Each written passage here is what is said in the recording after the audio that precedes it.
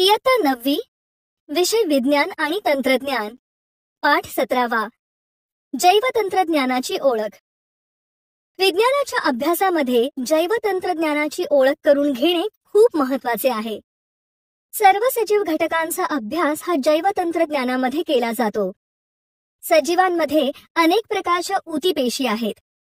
आपण या पाठात आता वनस्पती व प्राणी यांच्या जैवतंत्रज्ञानाविषयी माहिती घेऊया. बरं, मला सांगा, सजीवांमधील आवश्यक अशी कार्ये कोणत्या घटकांमार्फत पार पाडली जातात? पेशी व ऊतींमार्फत. अगदी बरोबर. सजीवांतील सर्व कार्ये ही पेशी व ऊतींमार्फत पार पाडली जातात. आता तुम्ही मला सांगा, सजीवांच्या शरीरांचे रचनात्मक व कार्यात्मक लहानात लहान एकक कोणते आहेत? पेशी. बरोबर. पेशी हे सजीवांच्या शरीराचे लहानात लहान रचनात्मक व कार्यात्मक एकक आहे. तर आता आपण ऊतीविषयी जाणून घेऊ. ऊती. एकपेशीय प्राण्यांमध्ये त्यांचे सर्व कार्य हे पेशी अंगकामार्फत पार पाडले जातात. परंतु जास्तीत जास्त प्राणी हे बहुपेशीय आहेत. या बहुपेशीय प्राण्यांच्या शरीरातील विविध कार्ये पार पडावीत म्हणून शरीरातील पेशींचे गट एकत्र येतात व योग्य ती कार्ये पार पाडतात. ज्याप्रमाणे एखादे संघटन हे एकत्र येऊन कार्य करते, तसेच शरीराचेही कार्य पार पाडले जाते. जसे अक्षर, शब्द, वाक्य, पाठ असे संघटन एकत्र आले की पाठ्यपुस्तक बनते. तसेच शरीराचे विशिष्ट कार्य पार पडण्यासाठी एकसारखे पेशी समूह एकत्र येऊन कार्य करतात. तर अशा प्रकारे विशिष्ट कार्य करणाऱ्या पेशींच्या समूहाला ऊती म्हणतात. बहुपेशीय सजीवांच्या शरीरांमध्ये लाखो पेशी कार्य करत असतात. या सर्व पेशींची वेगवेगळ्या गटात विभागणी केली जाते. ही विभागणी त्यांच्या कार्यानुसार केली आहे. जसे आपल्या शरीरातील स्नायूंच्या आकुंचन व शिथिलीकरणामुळे आपल्या शरीराची हालचाल घडून येते, तर वनस्पतींमध्ये असणाऱ्या संवहनी ऊती या अन्न व पाणी शरीराच्या सर्व भागांपर्यंत पोहोचवतात. पेशीची रचना व त्यांचे कार्य हे योग्य प्रमाणात विभागल्यामुळे शरीरातील सर्वच प्रकारची कामे योग्य क्षमतेने पार पाडली जातात. सर्वसामान्यपणे ऊतींचे सरळ ऊती आणि जटिल ऊती असे 2 प्रकार आहेत. सरळ ऊती. सरळ ऊती या एकाच प्रकारच्या पेशींनी बनलेल्या असतात. उदाहरणार्थ, प्राण्यातील अभिस्तर ऊती, वनस्पतीतील मूल ऊती ही सरळ ऊतींची उदाहरणे आहेत. जटिल ऊती. जटिल ऊती या अनेक प्रकारच्या पेशींनी बनलेल्या असतात. उदाहरणार्थ, प्राण्यांचे रक्त, वनस्पतीमध्ये असणाऱ्या जलवाहिन्या व रसवाहिन्या ही जटिल ऊतींची उदाहरणे आहेत. विचार करा. मुलांनो, मला सांगा, वनस्पती व प्राणी यांच्या शरीराची रचना व कार्ये एकसारखीच आहेत का? नाही. वनस्पती व प्राणी यांच्या शरीराची रचना व कार्ये ही एकसारखी नाहीत. बरोबर.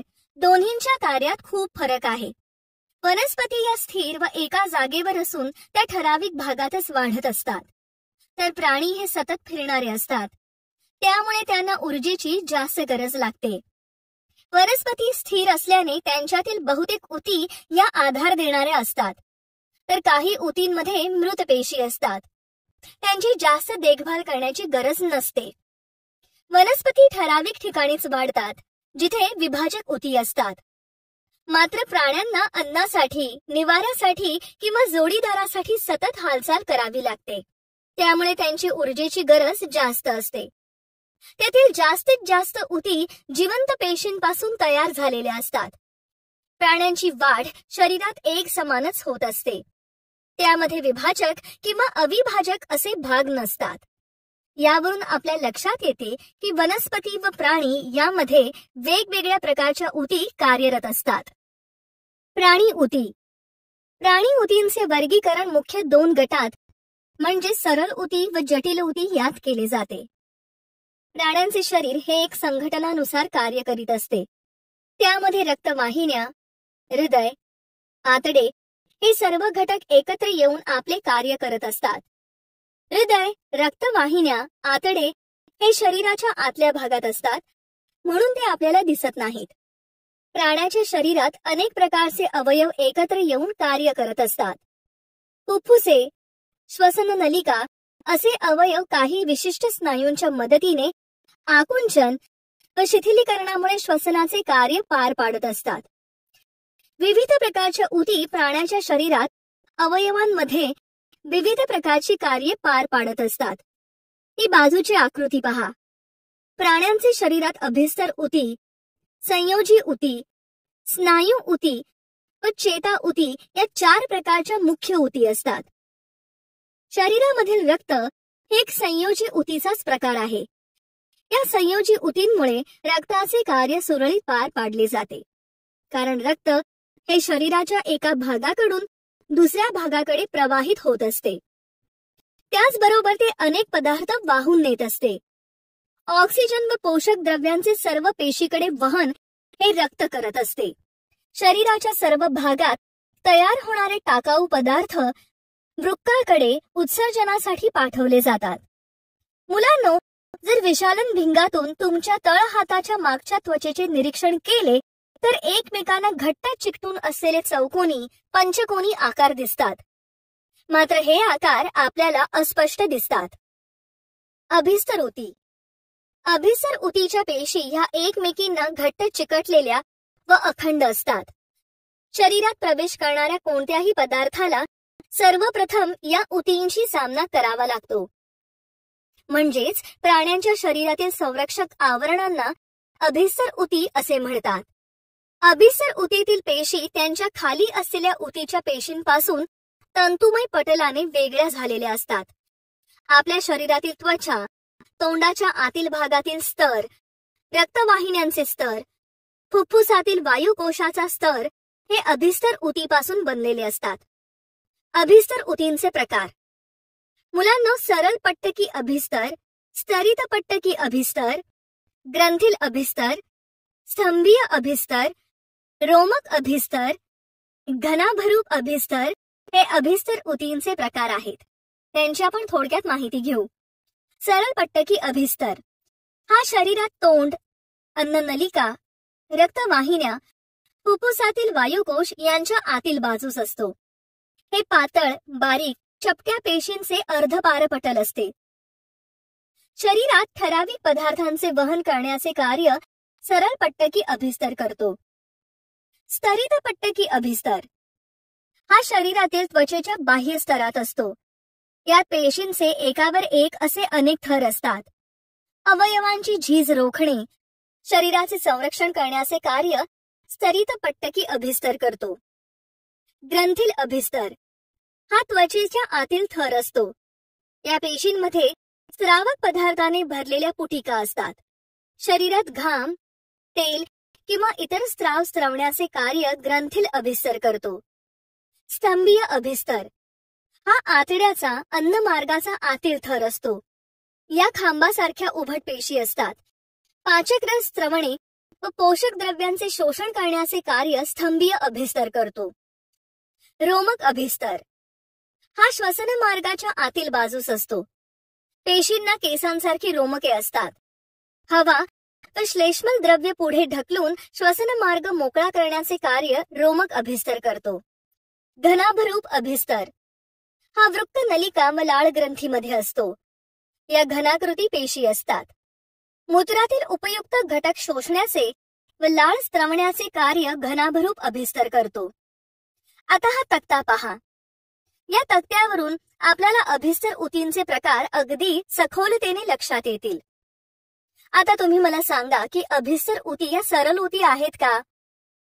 अभिस्तर ऊती या एकाच प्रकारच्या पेशींनी बनलेल्या असतात. सरळ ऊती पण एकाच प्रकारच्या पेशींनी बनलेल्या असतात. म्हणून अभिस्तर ऊती या सरळ ऊती आहेत. बरोबर. मुलांनो, तुम्ही जर रक्ताच्या कायमस्वरूपी काचपट्टीचे संयुक्त सूक्ष्मदर्शीच्या सहाय्याने निरीक्षण केले तर त्यात 3 प्रकारच्या रक्तपेशी दिसतात. 1 लोहित रक्तकणिका, 2 श्वेत रक्तकणिका आणि 3 रक्तबिंबिका. म्हणून रक्त ही जटिल ऊती आहे. संयोजी ऊती. संयोजन म्हणजे जोडणे. संयोजी ऊती हा मानवी शरीरातील सर्वात प्रचलित आणि व्यापकपणे वितरित ऊती प्रकार आहे. शरीराचे वेगवेगळे भाग एकमेकांना ज्या ऊतींद्वारे जोडले जातात त्या ऊती म्हणजेच संयोजी ऊती होत. या ऊतींतील पेशींची रचना सैलसर असते, म्हणजे या ऊतींतील पेशींमध्ये थोडी मोकळी जागा असते. मोकळ्या जागेमध्ये या पेशींना आधार देण्यासाठी आधारक असतात. हे आधारक घनरूप, जेली सदृश्य किंवा पाण्यासारखे द्रवरूप असतात. रक्त, लसिका, विरल ऊती, चरबीयुक्त ऊती, कास्थी, अस्थी, स्नायुरज्जू व अस्थिबंध हे संयोजी ऊतींचे प्रकार आहेत. त्यांची आपण थोडक्यात माहिती घेऊ. रक्त. बंदिस्त रक्ताभिसरण संस्थेत रक्त असते. रक्तद्रवात लोहित रक्तकणिका, श्वेत रक्तकणिका व रक्तबिंबिका तसेच द्रवरूप आधारक असते. ऑक्सिजन पोषक द्रव्ये व संप्रेरके तसेच उत्सर्जित पदार्थांचे वहन करण्याचे कार्य रक्ताचे असते. लसिका या शरीरातील पेशींच्या सभोवताली असतात. हा रक्त केशिकांतून पाझरणारा द्रव असतो. यात श्वेत रक्तकणिका व द्रवरूप आधारक असतात. रोगांच्या संक्रमणापासून शरीराचे संरक्षण करण्याचे कार्य लसिका करतात. विरल ऊती या त्वचा व स्नायूंच्या दरम्यान आणि रक्तवाहिन्यांच्या आजूबाजूला असतात. यात विविध प्रकारच्या सैलसर पेशी व जेलीसारखे आधारक लवचिक तंतू असतात. रोगांच्या संक्रमणापासून शरीराचे संरक्षण करण्याचे कार्य विरल ऊती करतात. चरबीयुक्त ऊती या त्वचेखाली व अंतर्गत अवयवांच्या आजूबाजूला असतात. या मेदपिंडाने भरलेल्या पेशी असून जेलीसारखा आधारक असतो. उष्णता रोधन, ऊर्जा पुरवणे, स्निग्ध पदार्थ साठवून ठेवण्याचे कार्य चरबीयुक्त ऊती करतात. कास्थी ऊर्जा, नाक, स्वरयंत्र, कान, श्वासनलिका यामध्ये असतात. याचे स्वरूप पेशी व तंतुमय असे असून लवचिक जेलीसारखा आधारक त्यात असतो. हाडांचे पृष्ठभाग गुळगुळीत करणे, अवयवांना आकार व आधार देण्याचे कार्य कास्थी ऊर्जा करतात. अस्थी हे संपूर्ण शरीरभर विशिष्ट रचनेमध्ये सांगाड्यामध्ये असतात. अस्थी ऊतींमध्ये कॅल्शियम फॉस्फेट पासून बनलेला घनरूप आधारक असतो व त्यात ऑस्टिओसाइट्स म्हणजेच अस्थिपेशी नावाच्या रुतलेल्या पेशी असतात.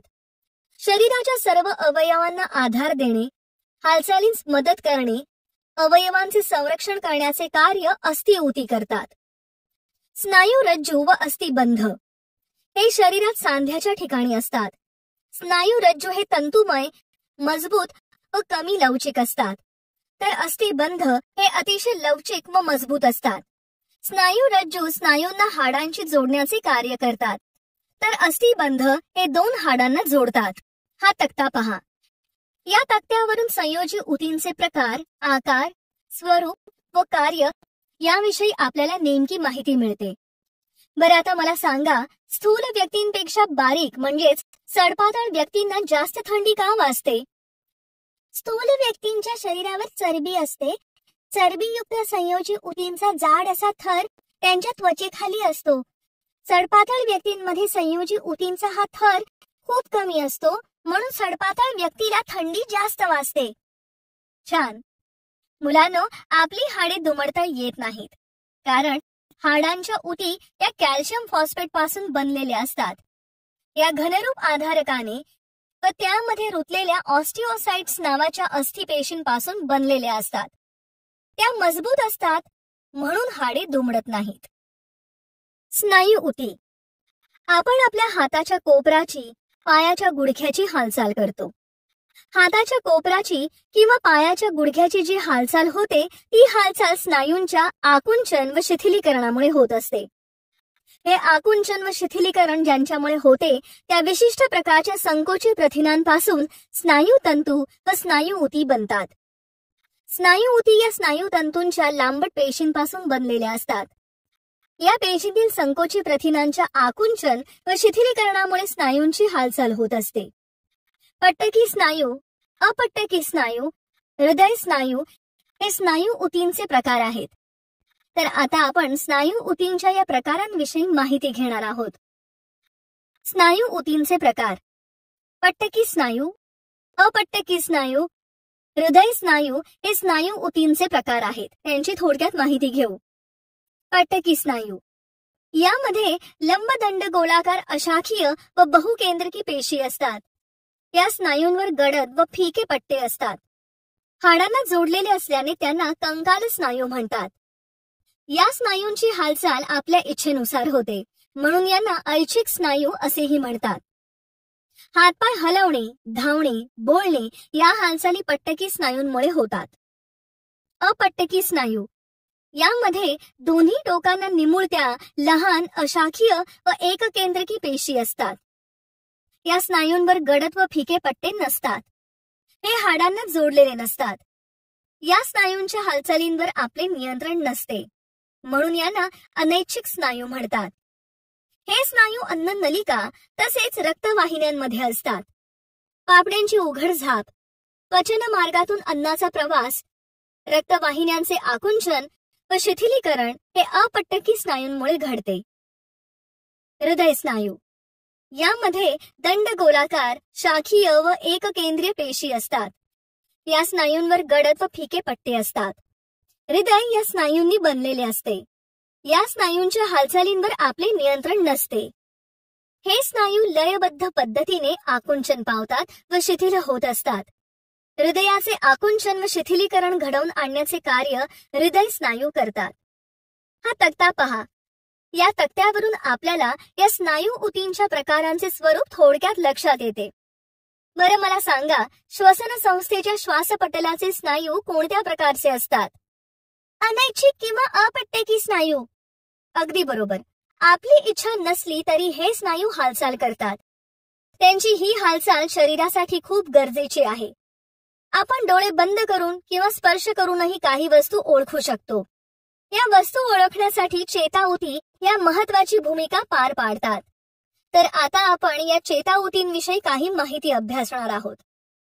चेताऊती ज्या ऊती शरीरातील विविध संवेदनशील माहितीचे वहन करतात त्यांना चेताऊती म्हणतात. तुम्हाला तुमच्या मित्रांचा आवाज सहज ओळखता येतो. तसेच एखादे गाणे हे कोणत्या गायकाने गायले हे आपल्याला आवाजावरून ओळखता येते. स्पर्श, ध्वनी, वास, रंग या इतर काही उद्दीपनांना प्रतिसाद देणे शरीरातील चेताऊतींमुळे शक्य होते. उद्दीपन होणे व ते उद्दीपन शरीराच्या वेगवेगळ्या भागांकडे वेगाने पोहोचवणे यासाठी चेताऊती विशिष्ट प्रकारच्या बनलेल्या आहेत. ही आकृती पहा. या आकृतीत दाखवल्याप्रमाणे पेशिकाय हा प्रत्येक पेशीचा मुख्य भाग आहे. यामध्ये केंद्रक व पेशीद्रव्य असते. पेशिकायेतून अनेक बारीक बारीक तंतू निघालेले असतात. या तंतूंना वृक्षिका म्हणतात. तर एक तंतू मात्र खूप लांब असतो, त्याला अक्षतंतू म्हणतात. एका चेतापेशीची लांबी ही 1 मीटर पर्यंत असू शकते. अनेक चेतातंतू हे संयोजी ऊतींमार्फत जोडले जातात व त्यापासून चेता तयार होते. मेंदू, मेरुरज्जू व शरीरात पसरलेले चेतांचे जाळे या ठिकाणी चेताऊती आढळतात. या चेताऊती व स्नायूऊती यांच्या संयोगामुळे प्राण्यांमध्ये चेतनेस प्रतिसाद देण्याची क्रिया घडून येते. वनस्पती ऊती. मुलांनो मला सांगा, प्राणी आणि वनस्पती यांच्या वाढीत महत्वाचा फरक कोणता आहे? प्राण्यांची वाढ ही ठराविक वयापर्यंत होते व शरीराच्या सर्व भागात सारखीच होते. मात्र वनस्पती वाढ ही अमर्याद असते. ती सगळीकडे सारखीच होत नाही. बरोबर. बरं, वनस्पतींची वाढ ठराविक ठिकाणीच का होत असते? कारण त्या ठिकाणी विभाजी ऊती असतात.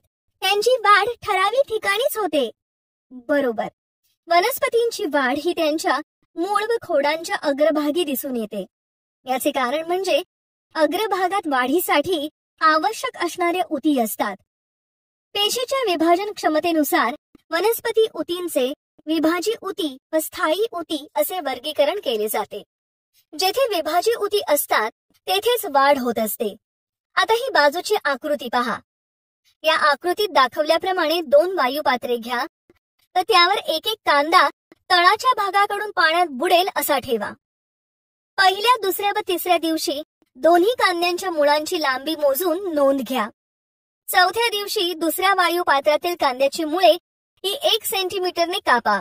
पुढील 5 दिवस दोन्ही कांद्यांच्या मुळांची लांबी दररोज मोजून पुढील प्रमाणे तक्त्यात नोंदी केल्या आहेत त्यावरून प्रश्नांची उत्तरे द्या.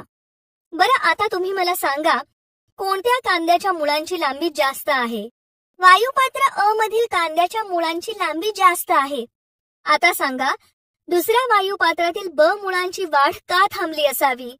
वायुपात्र ब मधील कांद्याची मुळे कापल्याने तेथील विभाजी ऊती नष्ट झाल्याने तेथील मुळांची वाढ थांबली असावी. विभाजी ऊती. वनस्पतींच्या काही ठराविक भागात ऊती असतात. या ऊतींमुळेच त्या भागाची वाढ होत असते. या ऊतीच्या पेशींमध्ये ठळक केंद्रक, दाट जीवद्रव्य व त्याभोवती पातळ पेशी भित्तिका असतात. त्या दाटीवाटीने रचलेल्या असतात. या पेशींमध्ये बहुतेक रिक्तिका नसतात. या पेशी अतिशय क्रियाशील असतात. वनस्पतींची वाढ करणे हे विभाजित ऊतीचे महत्वाचे कार्य आहे. विभाजी ऊतीचे प्ररोह विभाजी ऊती, आंतर्य विभाजी ऊती व पार्श्व विभाजी ऊती असे 3 प्रकार पडतात. तर आता आपण या प्रकारांविषयी माहिती घेऊ. प्ररोह विभाजी ऊती या मूळ व खोडांच्या टोकाशी असतात. मूळ व खोडाची लांबी वाढवणे हे प्ररोह विभाजी ऊतीचे कार्य आहे. आंतर्य विभाजी ऊती. या ऊती पानांच्या, देठाच्या व फांद्यांच्या तळाशी असतात. फांद्यांची वाढ करणे, पाने व फुलांची निर्मिती करणे हे कार्य आंतर्य विभाजी ऊतीचे आहे. पार्श्व विभाजी ऊती. या ऊती मूळ व खोडाच्या पार्श्व भागात असतात. मूळ व खोडाचा घेर व रुंदी वाढवणे हे कार्य पार्श्व विभाजी ऊतीचे आहे. पृष्ठभागीय ऊती. मुलांनो, ही आकृती पहा. या आकृतीत रिओ वनस्पतीची ऊती आपल्याला दिसते आहे. या आकृतीत दाखवल्याप्रमाणे ऊती सूक्ष्मदर्शिकेच्या सहाय्याने पाहू शकतो. तुम्ही रिओ, लिली किंवा कोणत्याही वनस्पतीचे ताजे मांसल पान घ्या. ते पान खेचून व दाबून त्याला तिरकस असे फाडा की तुकड्याबरोबर त्या पानाची पारदर्शक साल दिसेल. आता ही साल चिमट्याने वेगळी करून सॅफ्रॉनिन या रंगद्रव्याच्या विरल द्रावणात 1 मिनिट ठेवा. आता या सालीला काचपट्टीवर अलगद पसरवा. त्यावर आच्छादक काच ठेवून सूक्ष्मदर्शिकेच्या सहाय्याने निरीक्षण करा. पहा, वनस्पतीचा संपूर्ण पृष्ठभाग हा पेशीच्या एकाच थराने बनलेला दिसतो. या थराला अपित्वचा म्हणतात. या अपित्वचेतील पेशी सपाट असतात व त्यांच्यात आंतरपेशी पोकळ्या नसल्यामुळे एक सलग थर तयार होतो. खोड व पानांच्या अपित्वचेवर क्युटिकल हा मेणासारखा थर असतो. त्यामुळे त्याच्या खालच्या भागात पाणी साठवून ठेवले जाते. स्थायी ऊती.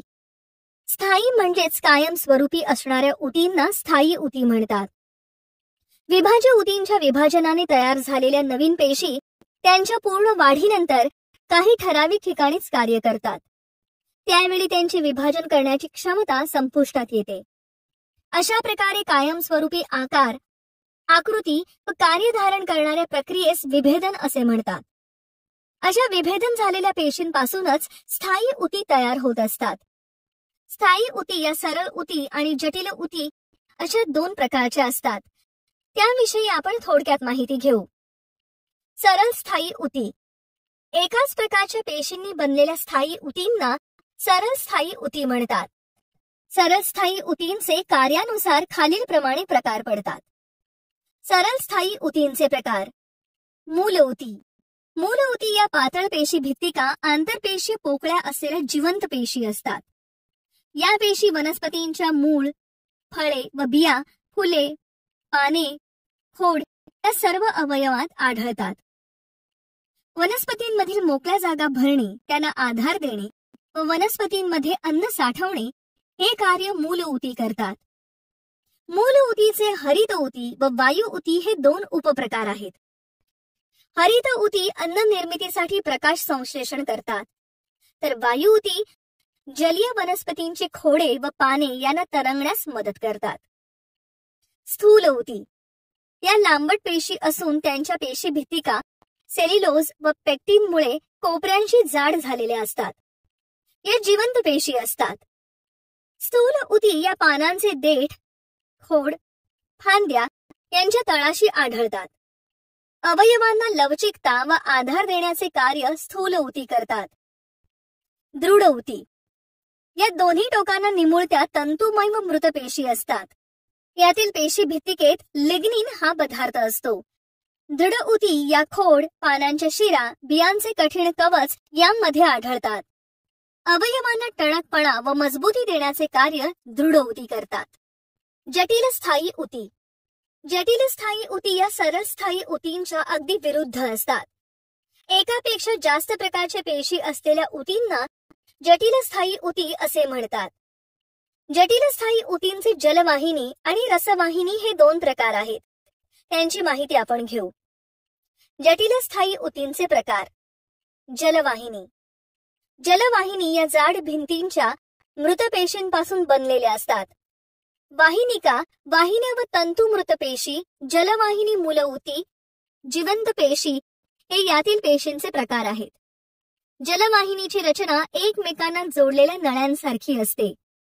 पाणी व खनिजांचे वहन खालून वरच्या दिशेने करण्याचे कार्य त्या करतात. रसवाहिनी. पेशीद्रव्य असलेल्या जिवंत पेशींपासून बनलेल्या असतात. चाळण नलिका सहपेशी, रसवाहिनी मूलऊती जिवंत पेशी, रसवाहिनी तंतू मृत पेशी हे पेशींचे प्रकार आहेत. एकमेकांना जोडलेल्या नळ्या पानांकडून शर्करा व अमिनो आम्लांचे वहन वरच्या व खालच्या दिशेने करण्याचे कार्य त्या करतात. जैवतंत्रज्ञान. सजीवांच्या शरीरातील काही पेशी जिवंत असून ते पूर्णक्षम असतात. त्यामुळे त्या पेशींपासून नवीन सजीव तयार होऊ शकतो. पेशीच्या या गुणधर्माचा व त्यामध्ये असणाऱ्या जनुक निर्धारित जैव रासायनिक प्रक्रियांचा वापर करून अनेक उत्तम प्रतीच्या व जास्त उत्पादन देणाऱ्या पिकांचे बियाणे, जनावरांच्या नवीन प्रजाती व वेगवेगळ्या प्रकारच्या लसी या जैव तंत्रज्ञानाच्या माध्यमातून तयार करता येतात. नैसर्गिक गुणधर्माव्यतिरिक्त नवीन गुणधर्म धारण करणाऱ्या वनस्पती व प्राणी यांची उत्पत्ती ही तंत्रज्ञानाच्या मदतीने झाली आहे.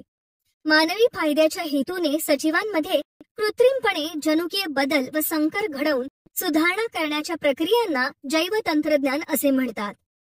जैव तंत्रज्ञानामध्ये जनुकीय अभियांत्रिकी व ऊती संवर्धन या दोन्ही तंत्रांचा वापर केला जातो. त्याचा उपयोग नगदी पिकांचे उत्पादन, त्यांच्या प्रजातीमध्ये सुधारणा, पर्यावरणीय ताण सहन करण्याच्या क्षमतेत वाढ, लसनिर्मिती करणे, जन्मजात रोगाचे निदान करणे, इंद्रियाचे रोपण करणे, कर्करोगावर संशोधन करणे, प्रयोगशाळेत कृत्रिम त्वचा तयार करणे इत्यादींसाठी केला जातो. अशा प्रकारे जैव तंत्रज्ञानाचा अभ्यास करणे हे विज्ञान शाखेमध्ये खूप महत्वाचे आहे. ऊती संवर्धन. मुलांनो, हे चित्र पहा. या चित्रात दाखवल्याप्रमाणे ऊती संवर्धन करून शेती करण्याचे प्रमाण वाढत आहे. आज या ऊती संवर्धनाच्या सहाय्याने एकाच झाडावर 2 ते 3 प्रकारच्या रंगाची फुले तयार होतात. सजीवांच्या शरीराबाहेर पोषक निर्जंतुक माध्यमात त्याच्या पेशींची किंवा ऊतींची वाढ करणे या तंत्राला ऊती संवर्धन असे म्हणतात. आजकाल ऊती संवर्धनाने एका पेशीपासून किंवा ऊतीपासून संपूर्ण सजीव विकसित केला जातो. ऊती संवर्धनासाठी आवश्यक अशी पोषके व ऊर्जा पुरवणारे एखादे द्रवरूप, स्थायीरूप किंवा अगारपासून तयार केलेल्या जेलीसारख्या माध्यमाचा वापर केला जातो. ऊती संवर्धनातील विविध प्रक्रिया. प्राथमिक संस्कार, प्रजनन, विभाजन, बहुविधन करणे, खोडांचा किंवा मुळांचा मुलारंभ करणे, प्राथमिक आणि द्वितीय काठिण्यकारक या ऊती संवर्धनातील विविध प्रक्रिया आहेत. परिचय शास्त्रज्ञांचा. फ्रेडरिक कॅम्पियन स्टुअर्ट 1904 ते 1993 या ब्रिटिश वनस्पती शास्त्रज्ञाने पेशी व ऊतींची शरीराबाहेर वाढ होऊ शकते हे सिद्ध केले. त्यासाठी त्यांनी गाजराच्या मुळातील पेशी वेगळ्या काढून प्रयोगशाळेत पोषक माध्यमात वाढवल्या व प्रत्येक पेशीमध्ये संपूर्ण वनस्पती निर्माण करण्याची क्षमता असते हेही सिद्ध केले. फ्रेडरिक कॅम्पियन स्टुअर्ट यांच्या संशोधनामुळे ऊती संवर्धनाला एक वेगळीच दिशा मिळाली आहे. जैव तंत्रज्ञानामुळे शेती व्यवस्थापनात झालेले बदल. आज जैव तंत्रज्ञानामुळे शेतीमध्ये आमूलाग्र असे बदल झालेले आपण पाहत आहोत. ते पुढील प्रमाणे आहेत. पिकांच्या DNA मध्ये बदल घडवून जनुकीय सुधारित वाण तयार केले जातात. असे तयार झालेले वाण हे निसर्गात आढळून येत नाहीत. याचाच अर्थ असा की नवीन प्रजातींमध्ये उपयुक्त असे गुणधर्म संकरित केले जातात. वातावरणातील ताण सहन करण्याची क्षमता, बदलणारे तापमान, ओले व सुके दुष्काळ, बदलते हवामान हे सर्व ताण काही नैसर्गिक प्रजाती सहन करू शकत नाहीत. मात्र जीएम सुधारित प्रजाती म्हणजेच जनुकीय सुधारित वाण हे यांपैकी कोणत्याही प्रतिकूल परिस्थितीत वाढतात. उपद्रवी कीटक, रोगजंतू, रासायनिक तणनाशके यांना प्रतिकार करण्याची क्षमता या प्रजातीमध्ये असते. त्यामुळे जंतुनाशके, कीटकनाशके अशा घातक रसायनांचा वापर टाळता येतो. जीएम म्हणजेच जनुकीय सुधारित बियाणांमुळे जास्त प्रमाणात पिकांचे नुकसान होत नाही व त्यांच्या पोषण मूल्यात वाढ होण्यास मदत होते. अशा प्रकारे जीएम बियाणांचा वापर मोठ्या प्रमाणात केला जात आहे. या बियाणांमुळे उत्पादन वाढते, शिवाय लागवडीचा खर्चही कमी होतो. उच्च उत्पादन पीक जाती केळी, मका, भात, बटाटा, सोयाबीन, टोमॅटो, कापूस, सफरचंद, वांगी, पपई, गुलाब, बीट, तंबाखू, गहू इत्यादी पिकांच्या जीएम प्रजाती उपलब्ध आहेत. यांपैकी काही पिकांमध्ये कीडरोधक जनुकांचे रोपण केले आहे. उदाहरणार्थ मका MON 810, MON 863, बटाटा एम्फ्लोरा, भात golden rice, soybean Vistive gold, tomato Vaishali, कापूस बीटी कॉटन.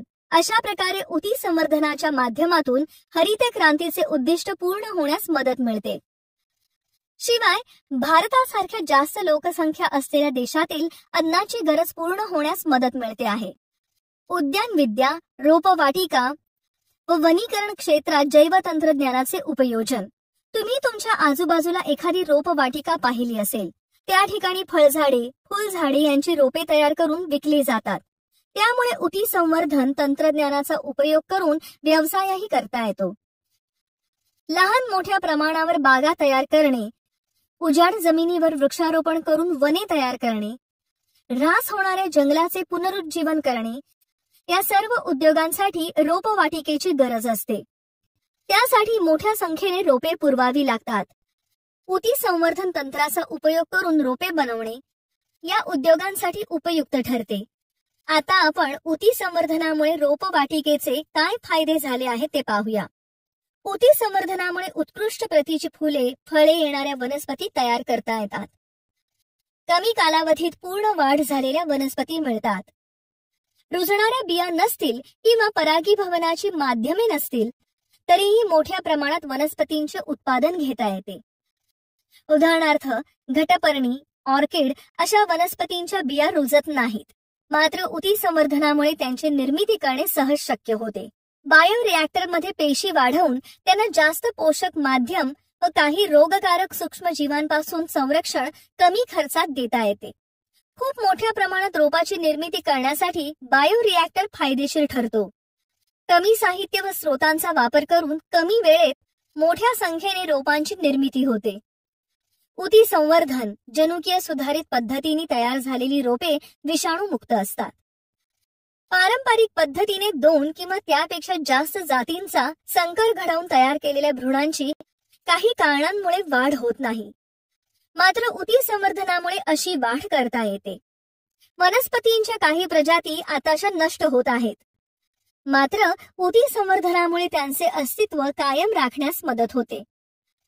तसेच अशा काही वनस्पतींचे भाग किंवा बिया या ऊती संवर्धनामुळे सुरक्षित ठेवून त्या प्रजातींचे रक्षण करता येते.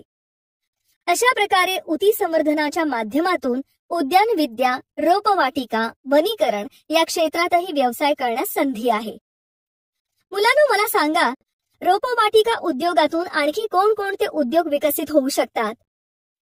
रोपवाटिका उद्योगातून पर्यटन व्यवसाय, औषधी वनस्पतींची बाग, कृषी पर्यटन, वैद्यकीय पर्यटन असे विविध व्यवसाय उभारता येतील. बरोबर.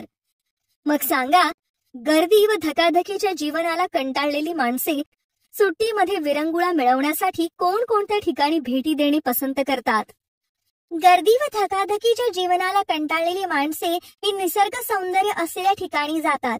जसे एखादी सुंदर फुललेली बाग, हिरवीगार वनश्री असेल अशा ठिकाणी जातात, कारण त्यामुळे मन आनंदी होते. बरोबर. वरील दोन्ही प्रश्नांचा एकमेकांशी काय संबंध आहे? शहरातील गर्दीतून किंवा धकाधकीच्या जीवनातून वेळ काढून माणसे निसर्ग सौंदर्य असलेल्या ठिकाणी जातात. त्यामुळे अशा लोकांसाठी रोपवाटिका उद्योगातून पर्यटन स्थळे निर्माण करता येतात. हा संबंध या दोन्ही प्रश्नांना जोडतो असे दिसून येते. छान. कृषी पर्यटन. पुरेशी जमीन उपलब्ध असल्यास कृषी पर्यटन केंद्र हा नव्याने उदयास आलेला उद्योग आहे. या व्यवसायासाठी उती संवर्धनाची मदत घेतली जाते. त्या माध्यमातून फळझाडे, शोभेची झाडे, भाज्या, औषधी वनस्पती यांची रोपनिर्मिती केली जाते. यातील काही प्रकारची झाडे वाढवून कृषी पर्यटन केंद्र तयार केले जाते. आता हे बाजूचे चित्र पहा. या चित्रात दाखवल्याप्रमाणे कृषी पर्यटन केंद्रात भाजी, फुले, फळे यांचेही उत्पादन घेता येते. कृषी पर्यटन केंद्रात पुढील रोपे किंवा वनस्पतीची वाढ केली जाते. आंबा, चिकू, पेरू, नारळ, सीताफळ व काही प्रादेशिक फळझाडांचा समावेश पर्यटन केंद्रात करता येतो. तसेच सावली देणारे नयनरम्य असे देशी व विदेशी वृक्ष असतात. शोभेची झाडे फुलझाडे असतात. ज्या फुलांवर फुलपाखरे येतात अशा फुलांची बाग तयार करता येते. औषधी वनस्पतींची बाग तयार करता येते. रासायनिक खते, कीडनाशक यांचा वापर न करता सेंद्रिय भाज्या, फळे यांचे उत्पादनही घेता येते. अशा ठिकाणी पर्यटक कृषी पर्यटनासाठी येत असतात. त्यामुळे या ठिकाणी रोपे, भाज्या, फुले, फळे यांची विक्री करून योग्य तो मोबदलाही मिळवता येतो. शेतीपूरक व्यवसाय. आजच्या काळात शेतीपूरक व्यवसाय हे शेतकऱ्यांची आर्थिक परिस्थिती सुधारण्यासाठी खूप आवश्यक आहेत. कारण शेतीला जोड व्यवसाय असेल तर शेतकऱ्यांचे जीवनमान उंचावण्यास खूप मदत मिळते. पशुसंवर्धन, कुक्कुटपालन, रेशीम उद्योग असे जोड व्यवसाय शेतकऱ्यांना परवडणारे आहेत. तर सर्वप्रथम आपण पशुसंवर्धनाविषयी जाणून घेऊया. पशुसंवर्धन. आपल्या भारत देशामध्ये विविध पशु आहेत. त्यांपासून शेतीची कामेही करता येतात. शिवाय त्यांचे इतरही फायदे असतात. आपल्या देशात दूध उत्पादन व शेतीच्या कामात मदत होण्यासाठी पशुपालन केले जाते. दूध देणाऱ्या गायी, म्हशी, ओझी वाहणारे रेडे, बैल अशा वेगवेगळ्या पशूंचे पालन केल्यामुळे आर्थिक हातभार लागण्यास मदत होते. साहिवाल, सिंधी, गीर, लाल कंधारी, देवणी, खिल्लारी व डांगी या देशी गायी तसेच जर्सी, ब्राऊन स्विस, होल्स्टेन या विदेशी गायींपासून दुधाचे उत्पादन घेतले जाते. अधिक उत्पादन मिळावे म्हणून या गायींची योग्य ती काळजी घ्यावी लागते. या पशूंची योग्य ती काळजी कशी घ्यावी लागते ते आता आपण पाहू. गुरांना परिपूर्ण अन्न घटकांचा समावेश असलेला आहार द्यावा. आहारामध्ये जाडे भरडे कोंडायुक्त अन्न तसेच पुरेसे पाणी द्यावे. गुरांची राहण्याची जागा म्हणजेच गोठा हा हवेशीर असावा. तसेच गोठा हा नेहमी स्वच्छ असावा व गोठ्याला योग्य ते छत असावे. विविध रोग, आजार यांपासून गुरांची काळजी घेतली पाहिजे. त्यासाठी वेळोवेळी गुरांना रोगप्रतिबंधक लसी दिल्या पाहिजेत. अशा प्रकारे गुरांची काळजी घ्यावी. मुलांनो, श्वेतक्रांती म्हणजे दुधाचा महापूर. श्वेतक्रांतीलाच ऑपरेशन फ्लड असेही म्हणतात. वर्गीस कुरियन हे श्वेतक्रांतीचे जनक आहेत. श्वेतक्रांतीमुळेच दुधाच्या उपलब्धतेत मोठ्या प्रमाणात वाढ झाली आहे. तसेच या क्रांतीमुळे विविध कंपन्या जगभरात दूध उत्पादन विकू शकतात. जसे आनंद मिल्क युनियन लिमिटेड सारखी कंपनी अमूल नावाने विविध दूध उत्पादने जगभर पाठवत आहेत. त्यामुळे परकीय चलन आपल्या देशात येत आहे. तसेच पशुपालकही आपला स्वतःचा व्यवसाय सुरू करून स्वयंपूर्ण होत आहेत. श्वेतक्रांतीमुळे आर्थिक सुबत्ता येण्यास खूप मदत झाली आहे. मुलांनो, पशुसंवर्धनाविषयी आणखी काही माहिती सांगा बरं. पशुसंवर्धन शास्त्रामध्ये जनावरांचे पालन, पोषण, प्रजनन या गोष्टींविषयी माहिती मिळते. तसेच गायी, म्हशी, बैल, उंट, गाढव, वराह, शेळ्या, मेंढ्या, कुक्कुटपालन असे अनेक व्यवसायही करता येतात. तसेच या जनावरांपासून दूध, मांस, अंडी, लोकर असे पदार्थही मिळवता येतात. छान. ख्रिस्तपूर्व काळात म्हणजे 13,000 वर्षांपासून पशुपालन केले जाते. तसेच शेतीला पूरक व्यवसाय म्हणून पशुपालन हा खूप चांगला पर्याय आहे. आजच्या काळात विविध रोगांवर लसी निघाल्या आहेत. त्यामुळे जनावरांची योग्य ती काळजी घेणे सोपे जात आहे. त्यामुळे पशुपालन करणारे उद्योगही वाढत आहेत. कुक्कुटपालन. कुक्कुटपालन हा शब्द तुम्ही नेहमी ऐकतच असाल. शेतीला योग्य पूरक व्यवसाय म्हणून कुक्कुटपालन या व्यवसायाकडे पाहिले जाते. यामध्ये अंडी व मांस देणाऱ्या कोंबड्यांचे पालन पोषण पैदास केली जाते, म्हणून यास कुक्कुटपालन असे म्हणतात. आज भारत देशामध्ये विविध देशी व परदेशी जातींच्या कोंबड्यांचे पालन केले जाते. तसेच असील सारख्या भारतीय व लेगहॉर्न सारख्या परदेशी कोंबड्यांच्या संकरातून नवीन जाती विकसित केल्या जात आहेत. यामागील हेतू चांगल्या गुणवत्तेची पिल्ले मोठ्या संख्येत मिळावी, जास्त तापमान सहन करण्याची त्यांची क्षमता असावी, तसेच शेतातील उपउत्पादनांचा वापर त्यांच्या अन्नासाठी व्हावा हा आहे. अंडी व मांस या दोन्हींसाठी Rhode Island red, New Hampshire, Plymouth rock, black rock या कोंबड्या पाळल्या जातात. लेयर्स. यामध्ये अंडी देणाऱ्या कोंबड्या लेगहॉर्न, मिनॉका, एकॉना, लेहमन आहेत. ब्रॉयलर्स. यामध्ये मांस देणाऱ्या कोंबड्या ब्रह्मा, लॉक, कोचीन, असील या आहेत. रेशीम उद्योग. रेशीम उद्योग हा आज जास्त नफा मिळवून देणारा उद्योग म्हणून नावारूपास आला आहे. रेशीम उद्योगामध्ये उत्पादन घेण्यासाठी रेशीम किडे पाळले जातात. बॉम्बिक्स मोरी या जातीचे रेशीम किडे जास्त प्रमाणात या उद्योगासाठी पाळले जातात. हे चित्र पहा. या चित्रात दाखवल्याप्रमाणे रेशीम किड्यांच्या जीवनचक्रांमध्ये अंडी, अळी, कोश, पतंग या 4 अवस्था असतात. मादीने घातलेली हजारो अंडी कृत्रिम रीतीने उबवणीचा काळ कमी केला जातो. अंड्यातून बाहेर पडणाऱ्या अळ्या तुतीच्या झाडावर सोडल्या जातात. या अळ्या अन्न म्हणून तुतीची पाने खाऊन आपले पोषण करतात. त्यानंतर 3 ते 4 आठवडे पाने खाल्ल्यानंतर अळ्या तुतीच्या फांद्यांवर जातात. त्यांच्या लाळ ग्रंथीतून निघणाऱ्या स्रावापासून रेशमी तंतू बनतो. हा तंतू स्वतः भोवती गुंडाळून अळी रेशीम कोश तयार करते. हा कोश दंडगोलाकार किंवा गोलाकार असतो. या कोशाचे पतंगात रूपांतर होण्याच्या 10 दिवस अगोदर हे सर्व कोश उकळत्या पाण्यात टाकले जातात.